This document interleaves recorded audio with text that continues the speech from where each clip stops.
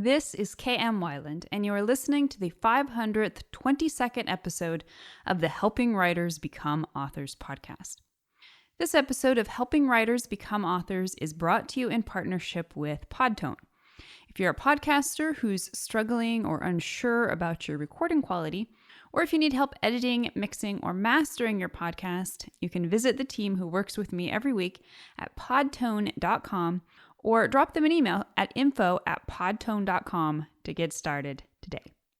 I hope you enjoyed this week's episode, the link between your story's first plot point and third plot point. I often talk about cohesion and resonance as being two of the most important qualities of great stories. Many factors are involved in achieving these effects, but one of the subtlest and yet most powerful is found within the structure of story itself. And this is the hidden circle of story structure in which all the important beats in the first half can be seen as foreshadowing for their partner beats in the second half. Over the last few weeks, we've been examining the idea that story structure can be viewed not just as an arc, but as a circle. So far, we've talked about the link between the hook and the resolution, and the link between the inciting event and the climactic moment. Today, we're going to examine one of my favorite pairings, the powerhouse structural beats known as the first plot point and the third plot point. Now, in some ways, these plot points are less partners and more part of a triangle along with the midpoint. The first plot point marks the end of the first act and the beginning of the second act, around the 25% mark into the story. The midpoint halves the story and the second act at the 50% mark, and the third plot point ends the second act and begins the third act around 75% of the way into the story. In short, these three major plot points mark the quarter points within the story, with the midpoint acting as the central fulcrum between all of the structural pairings. These three plot points are the big money moments in your story. They are the set piece scenes or sequences in which the biggest and most important action takes place. Although all the main structural beats are important and act as significant turning points within the story, it is the plot points that carry the most weight. Because we are talking about linked structural beats, and because the midpoint has no actual partner, we will discuss it in a post of its own at the end of the series. For today, we're going to specifically examine some of the parallel functions of the first plot point and the third plot point. So, structurally speaking, what is the first plot point? The first plot point is the first major turning point within the story, in that it signifies the end of the normal world in the story's first act and the beginning of the main conflict in the second act. It occurs approximately 25% of the way into the story. The first plot point is preceded halfway through the first act at the 12% mark by the inciting event. As previously discussed, the inciting event is where the protagonist first brushed with the main conflict by receiving a call to adventure. But this call to adventure was resisted in some way. For many possible reasons, the protagonist wasn't willing or able to immediately accept the call. In short, the inciting event initiates in the protagonist a growing awareness of the desire that will become his plot goal, the obstacles presented to him in chasing after it, and the stakes for him whether he pursues it or not. The protagonist, however, has not yet committed himself. He can still walk away. Indeed, for the remainder of the first act, he may be trying his level best to do just that. And then comes the first plot point.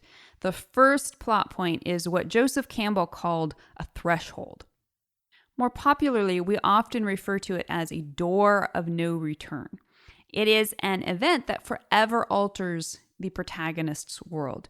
Whether of her own volition or not, she commits to her plot goal and thus the main conflict.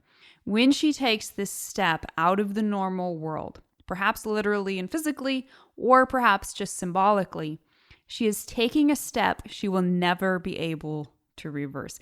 Even if she is to physically return to the normal world later in the story, she will find that either herself and or the world is forever altered in some way. Writers sometimes get confused about the different roles of the inciting event and the first plot point, since both seem to initiate the main conflict. Now, they are, of course, both inherently related to this initiation, but one leads into the other.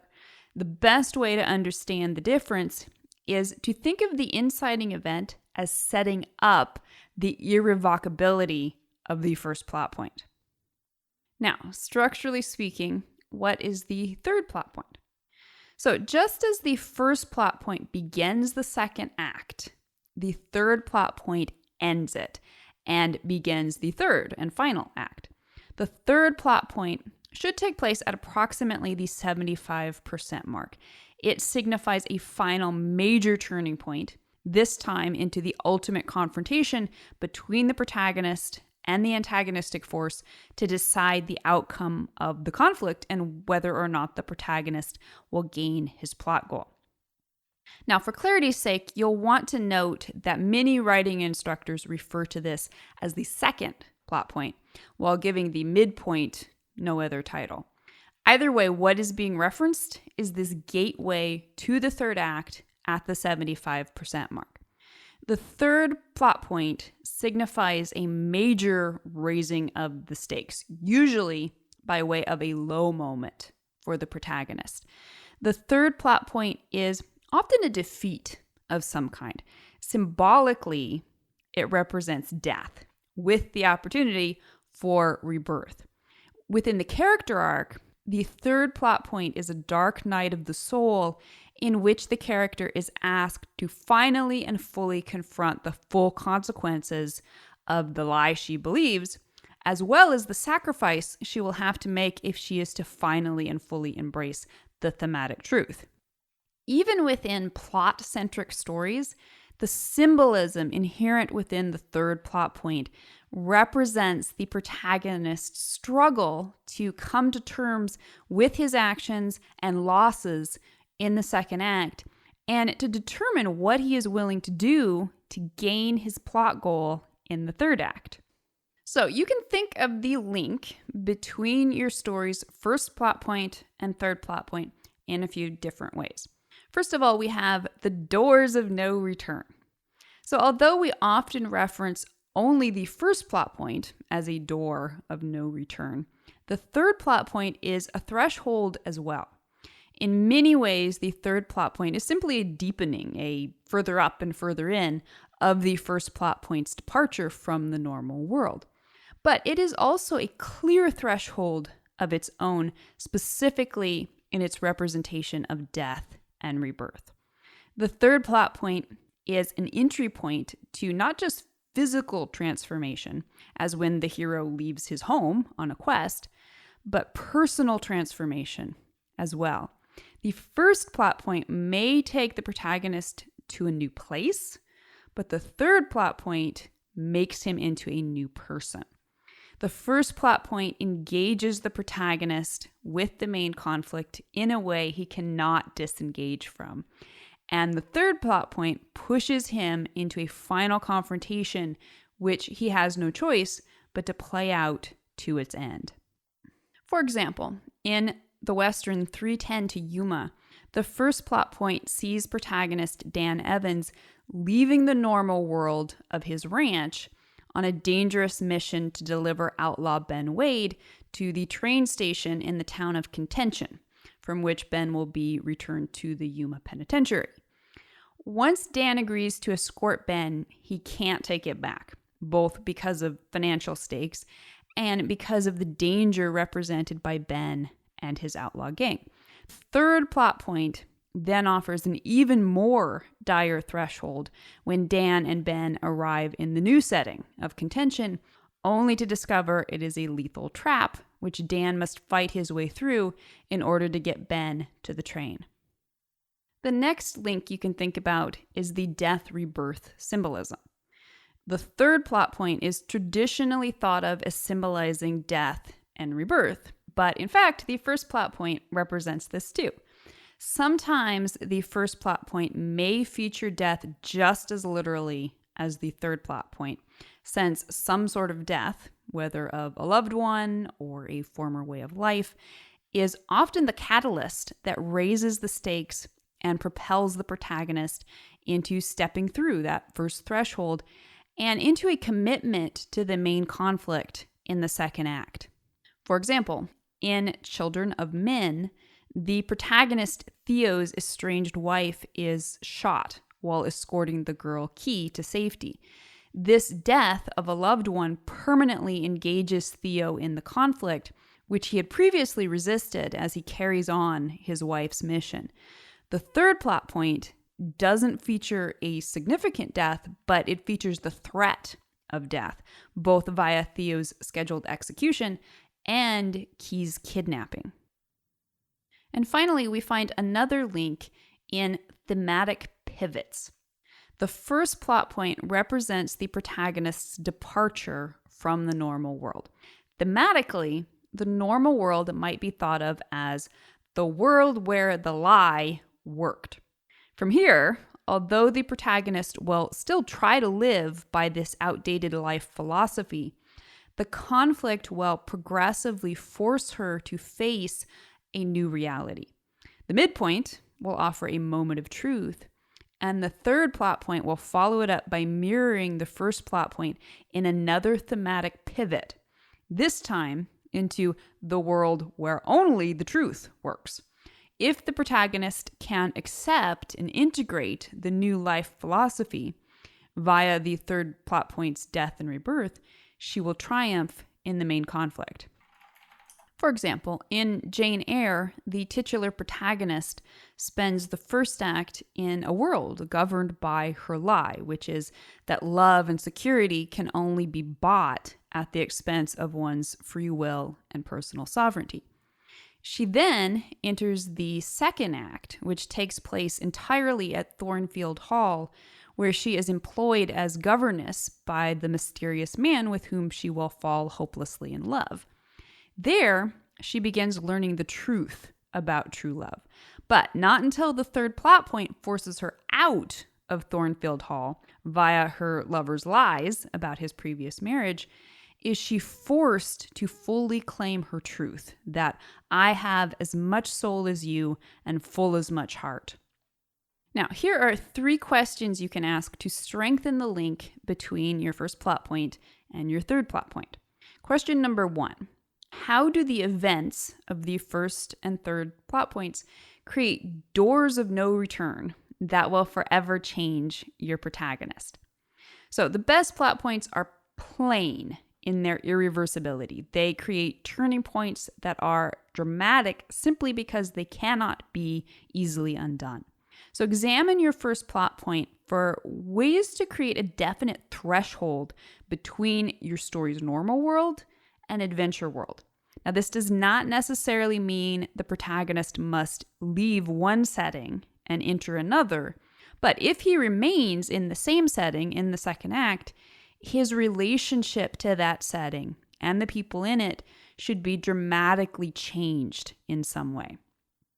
Same for the third plot point. Make sure this is a dramatic turning point that forces the protagonist into the final confrontation of the third act. What about the third plot point gives the protagonist no choice but to face the antagonistic force and decide once and for all what he is willing to do to gain his plot goal? Question number 2. How do the first and third plot points feature, foreshadow, or symbolize death and rebirth? The death and rebirth symbolism of the first and third plot points is foundationally grounded within the irreversible transition of the door of no return. The protagonist's old life has died, however subtly, and a new life has arisen. So consider how you can deepen this important symbolism. Is it reasonable to feature an actual death at either of these plot points? You may also choose to utilize quote unquote lesser deaths, such as the death of a relationship, job, or even ideal. The death that occurs at the first plot point will foreshadow the more final death at the third plot point. And question number 3. How do the first and third plot points pivot the protagonist's relationship to the thematic lie and truth? Consider how the lie the character believes can function as a catalyst for the protagonist's full-on engagement with the conflict at the first plot point.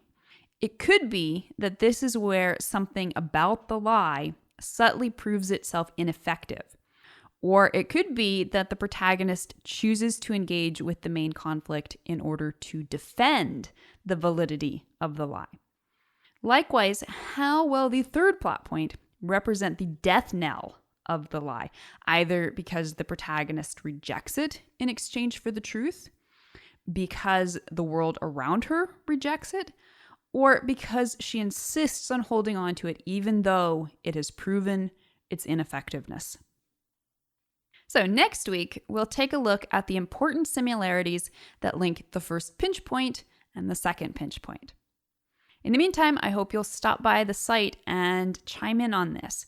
What are some important parallels between your first plot point and third plot point? If you'd like to be part of the word player community over on my site and join in the conversation on this subject, be sure to stop by the website at helpingwritersbecomeauthors.com. You can always find a transcript of the most recent podcast and add your voice to the discussion by visiting the first post on the site's homepage. And don't forget that if you're looking for an older post, you can always find those by putting the podcast title in the search field at the top of the right-hand column. If you enjoyed this podcast, you can subscribe on Apple Podcast, Spotify, or whatever your favorite podcast platform may be. And if you'd like to support helping writers become authors, I would totally appreciate it if you'd consider taking the time to leave a quick rating or review on your site of choice. Thank you so much for listening to the Helping Writers Become Authors podcast, and be sure to check back again next week.